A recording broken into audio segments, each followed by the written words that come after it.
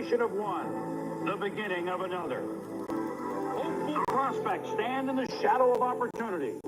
Massive candidates commence on an uncharted path. Today, these college heroes peer into the future, seeking glory, reminded of greatness.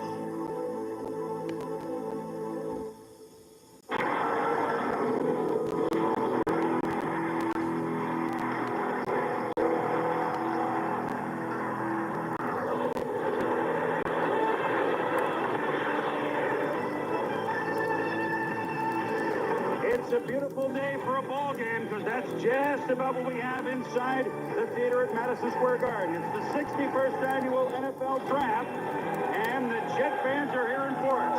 They're first on the clock. They've been there since about Christmas. I think some of these guys have been here since Christmas. And this name, Keyshawn Johnson, has been at or near the top of the charts since about Christmas as well. Will it be Keyshawn Johnson, who the Jets draft number one, the wide receiver from USC? We've assembled everybody, and that means yours truly, Chris Berman, Joe Theismann, Mel Kiper. Welcome to Madness in late April.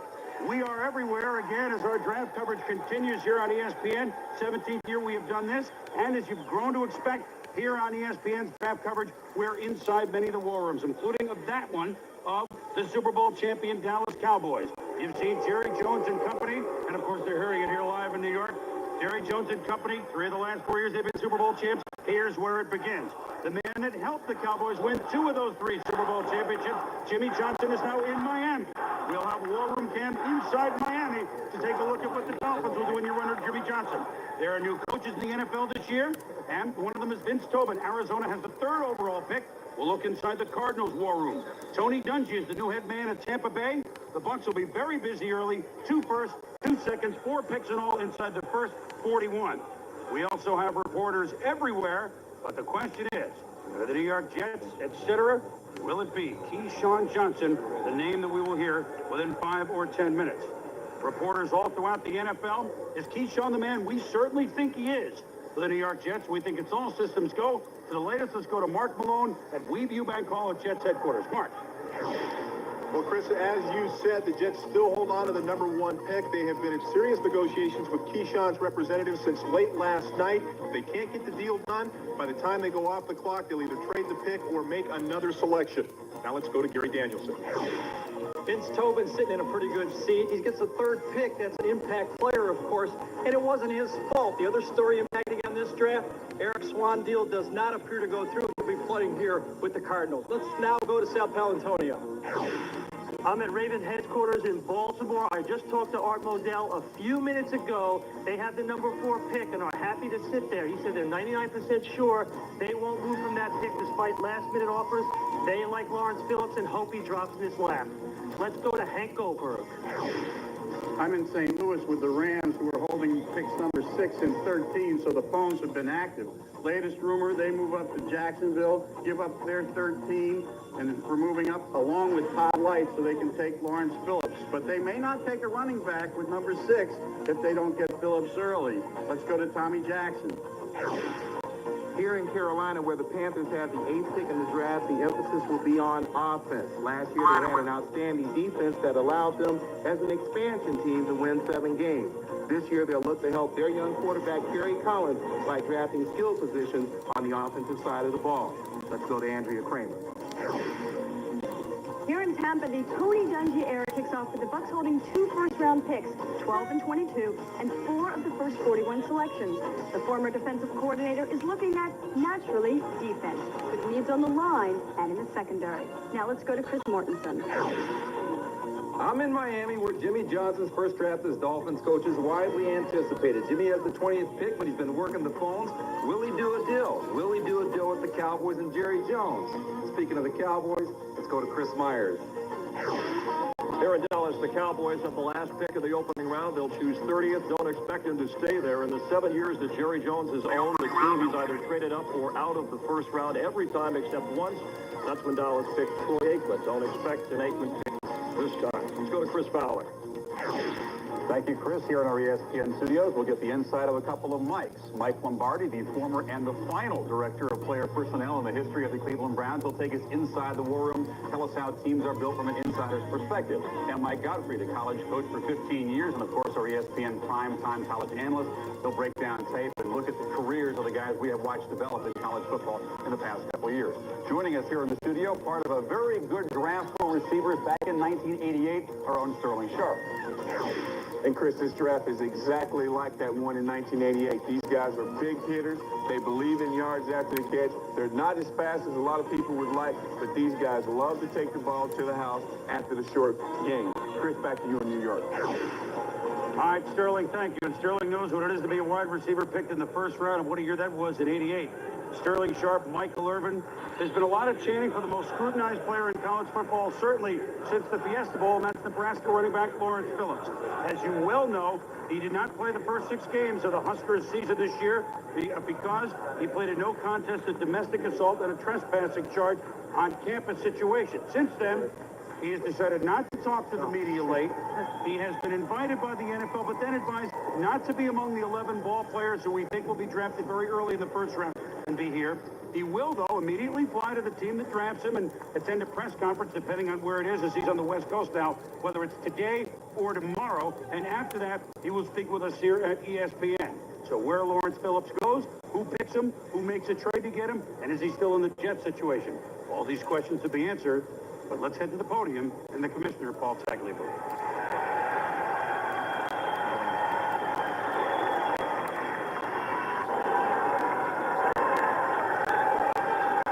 Good afternoon. Welcome to the National Football League's 61st annual college player selection draft. The New York Jets have the first selection and are now on the board.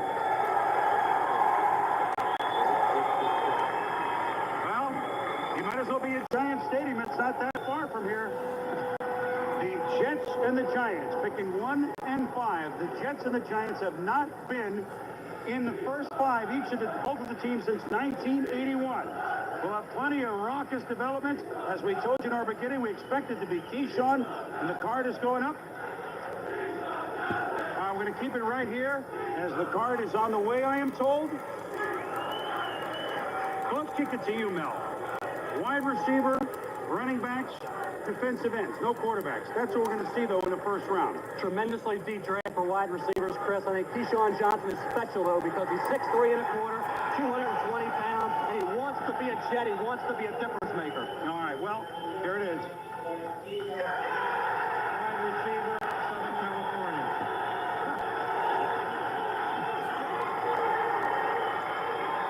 And the Jets have just won the Super Bowl.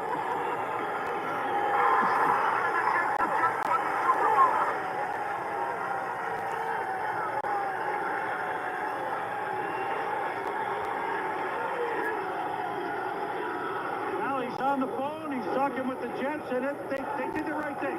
There's no question, he's a game breaker.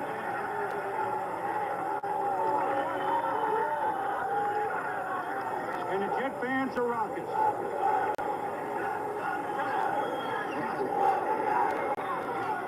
Keyshawn Johnson, Mel. No question for the Jets. Would you make the pick like this? Definitely, Chris. When you get a player that's that big and that athletic and has an attitude about him, which is what the Jets need. They need an infusion of confidence, a winning mentality. Keyshawn Johnson feels he is that kind of player to catapult the Jets into a playoff position. You watch him play, big, strong, physical player. Does a great job against these small 5'9", 5'10" quarterbacks that you see around the National Football League. He was a dominant college receiver. You see his body control, and then the way he shields a defender away from the football. People say he doesn't run the 4-4, but in the open field, he'll outrace defensive backs to pay there. So like a Jerry Rice, he's a big play guy with outlet runner speed. And he ran a lot of inside routes at USC, which means he has the toughness to catch in traffic. In my opinion, he's a multi-dimensional player, ideally suited for Ron Earhart's offense. Do you think it's a perfect fit, Joe? Absolutely, no question. I think one of the things also that was brought out that is very important to understand about Keyshawn Johnson is he runs as fast in pads as he does without pads, and that was very important when everybody analyzed him. But you take a look at what the Jets want to do on offense. They bring in Jumbo Elliott and Dave Williams as tackles. They bring in Neil O'Donnell as a quarterback. They bring in Ron Mitzi Kotite likes the spread set, as does Ron Earhart. They needed a receiver. All they had was Jeff Graham, and you can see that the Jet fans agree with this pick going away. They had to make it, or else anybody could have left this building alive, I don't think, Boom. Well, he's been around football his whole life. Keyshawn Johnson was a ball boy at USC when Ronnie Lott and Marcus Allen played there, and Jeff Fisher played there, the third coach of the Oilers. He's a man that New York will love with his personality. In junior college, at West LA Community College, he returned a kickoff right through the end zone, into the stands, went up to a concessionaire, grabbed into a bucket of ice, and had himself a soda during the game. I don't know that he could do that at the Meadowlands, but he's certainly going to try. Sterling Sharp, Keyshawn Johnson, #1 pick. Would you have made the move? I think I would have made the move because in the age of the big receiver, he is the biggest. And he may not be the best receiver in this year's draft, by the way. Marvin Harrison is a guy with great speed, great intensity. He sees the field before the catch, so he knows how to make those yards after the catch. I think the one thing that the Jets get is they get a guy that loves to play the game of football, a guy with a lot of enthusiasm, a guy with a lot of ability. But you look at, I would have made the pick for Lawrence Phillips. In Ron Earhart's system, the one thing he likes to do is run the football. Lawrence Phillips is a dominating running back, and because of all the outfield problems, I think the Jets went with the safe pick and Keyshawn Johnson. I'm not disagreeing with that pick, but in the age of Ron Earhart's system, where he really doesn't like to throw the football a great deal, I think Lawrence Phillips might have been the choice right here. Chris, back to you. All right, Sterling, you know the excitement that Keyshawn is feeling right now. Last year, Mel, we had 3 receivers go in the first 10. Westbrook to the Redskins, Joey Galloway, who made such a big hit with Seattle. And then, of course, J.J. Stokes of the 49ers, who didn't really make a hit. How does he rank with those 3 guys? I think he's the #1 guy, Chris. When I look at Keyshawn Johnson, I like the consistency from week to week. It didn't matter if he was double covered. It didn't matter if he was the target of a defense. He was still out there getting 10, 11, 12 catches. And I think that's what's special about Keyshawn Johnson. Plus the fact, and the most important fact is he's not 5'11". He's 6'3" and a quarter, Joe, and I think that's critical when you talk about a Herman Moore-type receiver in the NFL. No, the thing about him is he is a young man who is a difference maker. I compare him tremendously to Michael Irvin. He has the charisma. He has the ability to go out and make plays. He will be a go-to guy. And one other thing, if you go into a 4-receiver set with the Jets, which I anticipate he'll do quite a bit this year, he doesn't have to worry about bump and runs. He'll be able to use his great athletic ability that we saw in college right away at the professional level, something Michael Westbrook wasn't able to do as a Redskin last year. Took him a little while to get going. It's not going to take Keyshawn very long to get going. The 1996 NFL Draft is brought to you by Jaguar Cars. For more information about the new 1996 Jaguars, call 1-800-4-JAGUAR. And by Radio Shack. You've got questions, we've got answers. And welcome back to the NFL Draft. This concludes our coverage of the NFL Draft. You've seen the Jets draft Keyshawn Johnson. What more do you need? You already feel like you're at kickoff the opening weekend in September. Well, now comes the suspense. Now comes the pick where Jacksonville might pick running back Lawrence Phillips in Nebraska. Several teams may trade up into that spot, or we might see Lawrence Phillips hang for 5 or 6 or 7 picks. And what normally would be a sure thing, Phillips comes with some different equipment. We mentioned before a 6-game suspension at the beginning of this year for Nebraska after pleading no contest to misdemeanor assault charges. He had 3 other scraps on campus in Nebraska, missed a game in '93 because of fighting, not on field now, but off-field fighting. In March '95, he had a street altercation. In June '95, disturbing the peace. Now, we mention that because those are the facts, but the difference is Lawrence Phillips does not come with baggage of players like you would have heard last year, perhaps. Baggage of questions. You talk to any NFL team, they're what they think could be a question of how he's accepted in this community. There is not a question of Lawrence Phillips as to any drug questions, as to a young man that has a chip on his shoulder. Those character questions have been answered 100% yes by all the National Football League teams that we have spoken to. Are these incidents or are these problems? And these are what the teams have to weigh at this point. Let's go to Chris Mortensen, who's at Miami headquarters. Mort, what have you heard around the league? What's the inside word on Lawrence Phillips? Who's scared of it? Who doesn't view it as a problem at all? Well, I think most teams are very cautious, kind of buyer beware, Chris. The Jacksonville Jaguars have been very careful here. When they realized that the Jets are definitely taking Keyshawn Johnson, they knew they were staring at a possibility of Lawrence Phillips, the top-rated player on their board, falling to them. They picked a first-round back last year in James Stewart. They picked up Natron Means on the waiver wires. So David Selden, their team president, made the long trip cross-country Thursday night, met with Phillips Friday and said, look, we want to go over everything with you, and basically said, hey, if we pick you, we want you to finish college, get your degree. We want you to contribute $100,000 to a women's shelter. We want you to work in the community. We want you to follow up on your therapy for anger or whatever problem you have. So they're being very careful here how Jacksonville proceeds. They're also talking to other teams about possibly trading the pick. We mentioned the conditions that Jacksonville has is that they want to develop a mentoring program for Phillips in Jacksonville. Have been working a trade. We'll see if that happened, or we'll see if it's Simeon Rice, Kevin Hardy, or Lawrence Phillips. Let's go to the podium. With the second pick in the first round, the Jacksonville Jaguars select Kevin Hardy, linebacker, Illinois. Arizona is now on the clock. Well, this is very interesting because the signals that we had gotten from Jacksonville, Mel and Joe, was that for some reason they had Simeon Rice maybe ahead of Kevin Hardy, but Hardy is a guy that can play every down.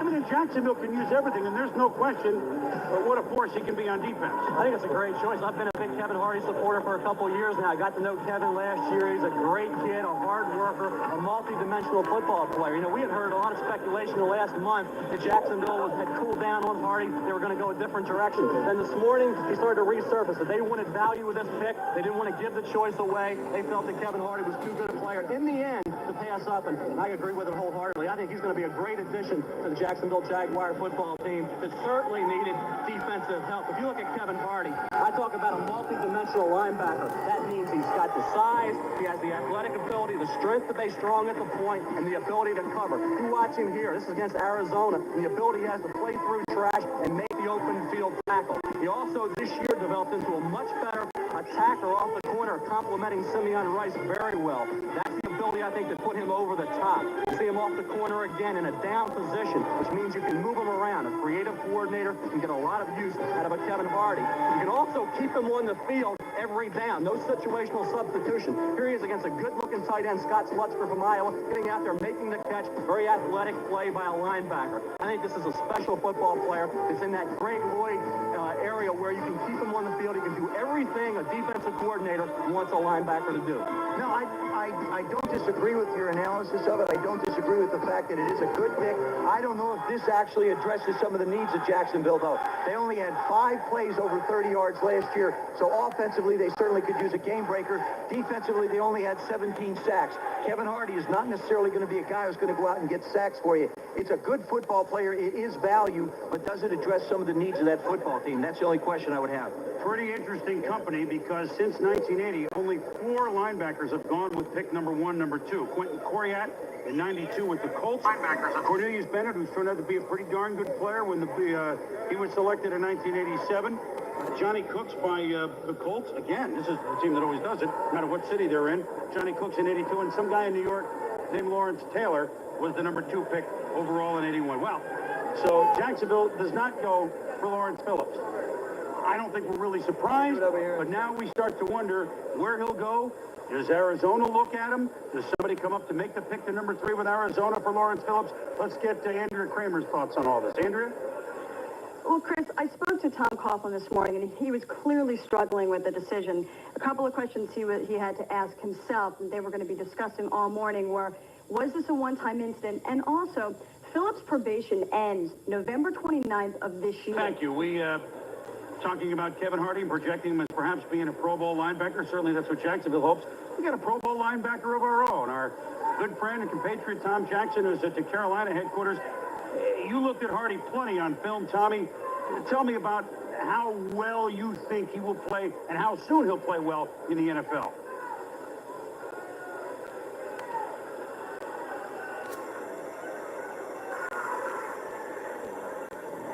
Yeah. First annual selection meeting. If you look it up in the dictionary, it's called the NFL Draft. And we have 2 picks gone. first time we've had a couple of seniors go in about 4 or 5 years, actually, with the first 2 picks with Keyshawn Johnson, Jets, Kevin Hardy, Jacksonville. Tom was just actually warming up the throat before. Now I want to go back to Carolina and Tommy, Kevin Hardy, you think he could be an impact player right away with this expansion team, Jacksonville? Just kidding, Chris. Yeah, I think that he can have impact right away. I think that what put a premium on this pick and made him the second pick in the draft is the fact that he's a do-everything outside linebacker. He's able to play the run. He's able to shorten the corner on his pass rush. He's good in man-to-man coverage, and he moves good in space with the zone. And then I think he also will present an intangible for his coach. He is the most coachable player that any coach will run into in this league this year. Coachable, there's a term, Tommy, that will appeal to any head coach of the National Football League. Well, Arizona's now on the clock. They have about 7.5 minutes to go.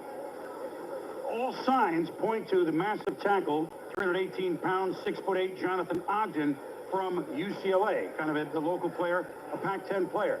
They were shopping Eric Swan, defensive tackle, this week. But last night, it looks like all those deals fell apart. Now, will they get calls for the pick? Let's get the latest from Arizona and head out to Gary Danielson. Gary. Well, Chris, it's really the opposite down here in Arizona. As they stay on the clock, Vince Tobin told me yesterday he's going to use all the time. He has not made a decision. He would not rule out Lawrence Phillips. Garrison Hurst has not yet signed, but they have not yet had a lot of activity. As we look into the war room camera, you'll see that Vince Tobin on the right is sitting there. His back is to us, trying to make a decision. This is going to be his first major decision as a head coach. He's going to have it. Jonathan Ogden is a guy. Remember, this is a team, the Arizona Cardinals, that finished last in points scored and last in points allowed. I think either way they go, offense or defense, are going to get impact player. But remember this, talking to the people around here, they felt there were 6 impact players in this draft. I would not rule out a trade down if someone really wants Lawrence Phillips. Let's now go to Baltimore and South Palantonio. Gary, I just checked in with the Baltimore War Room. They said Arizona did, in fact, call them on the telephone and ask if they were interested in trading and flip-flopping the number 3 and the number 4 picks. And Art Modell said flatly, no way, we're standing pat at number 4. The rumor out of their headquarters is that Arizona has written Phillips' name down on a card and could be prepared to take him. They're at decision time right now. Let's go back to Chris Berman in New York. All right, Sal, thank you. We do know that even last night, really that's an owner decision. And Mr. Bill Bidwell had kept pretty much his thoughts on would they take Lawrence Phillips to himself until the last night or two in the draft.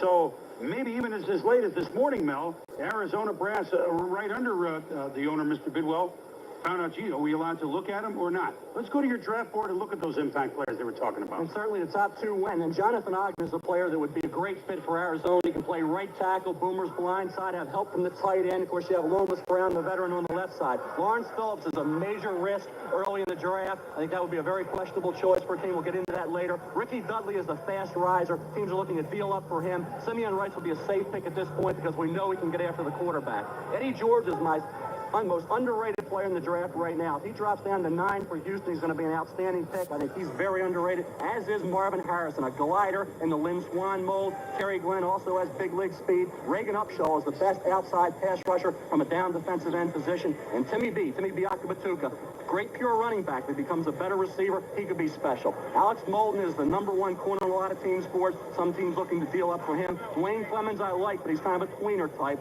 McElroy could drop a little bit. Teams are concerned more that you're drafting on potential than production. And Walt Harris as well, the number 2 cornerback, can also play a free safety spot. Ray Lewis I like. He's the best of a very poor middle linebacking crop. And I think Kareem Abdul-Jabbar is underrated as well. Jason Dunn, one of the best players Roy Kidd ever coached at Eastern Kentucky. Great talent. If his work ethic improves, Jason Dunn could be special. All right, there's Mel's board, and we'll be checking in with those names as soon as they are picked. So decision time for the Cardinals. About 4 minutes left on the clock.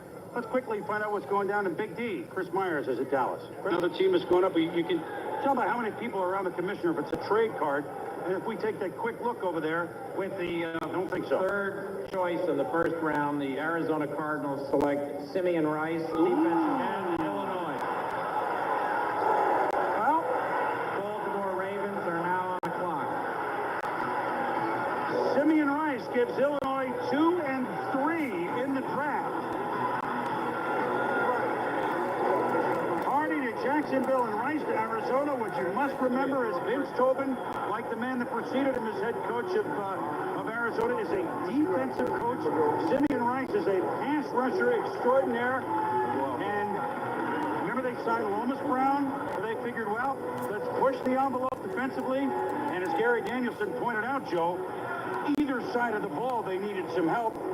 And I don't think there's any question about how good Simeon Rice is. Well, I don't think there's any question at all either, Chris. Simeon Rice certainly is one of the coveted defensive ends in this particular draft. But what I find interesting is Jim Fossil, the offensive coordinator now of the Arizona Cardinals, is not going to have himself an anchor at tackle. How long can Lomas Brown continue to go? And don't forget, you've signed yourself somewhat of an aged, yet still, I think, productive quarterback in Boomer Esiason. So that offense probably will be addressed later on. They had 8 different combinations on the offensive line. They had 5 different tackles play at the right tackle spot. So Jonathan Ogden would have been the safe pick. I don't agree with everybody as far as Phillips goes. I think he would have been a good pick. Defensively, though, you got to look at the head man. It was Vince Tobin. They got Bankston, Swan, Wilson, and Simmons. Clyde Simmons certainly not getting any younger. Probably look at Simeon Rice to be the man to come in there and take over with Brown and England as reserves. So what Vince Tobin wants to do, if we can't outscore you, then we just won't let you score. Boomer, I personally think it's a good pick because of the needs, but the fact is I still think they could have addressed the offensive side and been a little bit better off. The only question, and if you want to call it a question, Mel and Joe, and Simeon Rice, is he's probably not going to be on the field for every play. But then again, when he projects size-wise like Chris Dolman, and he certainly has produced from that position exactly what they'll have Rice play. What you have to really figure out with Simeon Rice, is it going to be like a Trev Alberts in Indianapolis and be a tweener type that has to see the field in situational substitution type patterns? But if you see him coming off the corner, he's 6'5", he's 260 pounds, great strength. He did 26 reps at the combine. He can play off a block, he can get into the backfield and make a play. They're strong on the defensive line, Arizona is. He's going to accentuate that group. Of course, they do have an aging Clyde Simmons that they may have to think about replacing after next year. But I thought late in the year, Simeon Rice tailed off a little bit. He maybe became concerned about protecting his legs, not getting injured since Illinois wasn't going to win, go to the Rose Bowl, win the Big Ten, or go to a major bowl. So I think that was an effect on him tailing off as a senior. To me, though, I think Arizona, Jonathan Ogden is a heck of a football player to still be here at number 4. The Jonathan Ogden situation is really